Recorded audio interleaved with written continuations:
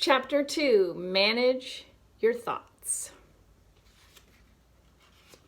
Our thoughts are everything.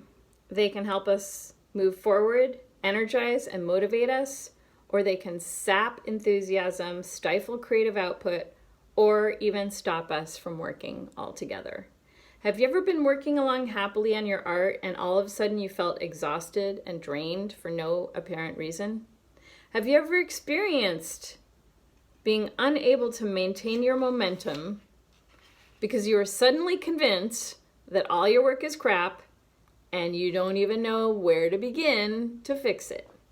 All of us have habits and patterns of thoughts that we unwittingly develop while young. These thoughts literally become like grooves in our brain, neural pathways that create habits of self-criticism, fear, doubt, cynicism, or worry that can be hard to break. When we learn how to manage our thoughts and catch them before an intense downward spiral begins, we can have a happier, more productive time in the studio.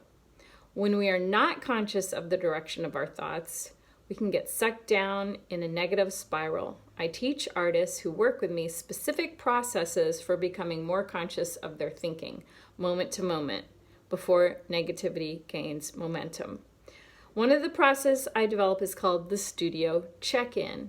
We set a timer to go off at 20-minute intervals during a studio session and pause briefly to jot down our current feelings and thoughts without even trying to change anything. This practice brings a gentle, mindful awareness to our thought patterns so that we have the option to choose more energizing and creative thoughts in the moment. An artist from Washington State who went through the mentorship program shares her experience. The studio check-in for me resulted in a newfound understanding of what the state of mind that I go into when making art is not so fragile, that the state of mind that I go into when making art is not so fragile or delicate as I had imagined. Once engaged, I can set a timer and interrupt myself to see how it's going and then return to wherever I was without really disturbing the flow. It was sort of like snorkeling, being completely engrossed in the beautiful underwater fish and coral and then coming up to see where I was in relationship to the shore. Of course, after surfacing, I just wanted to dive in again, or if it's cold or there's a riptide, get out.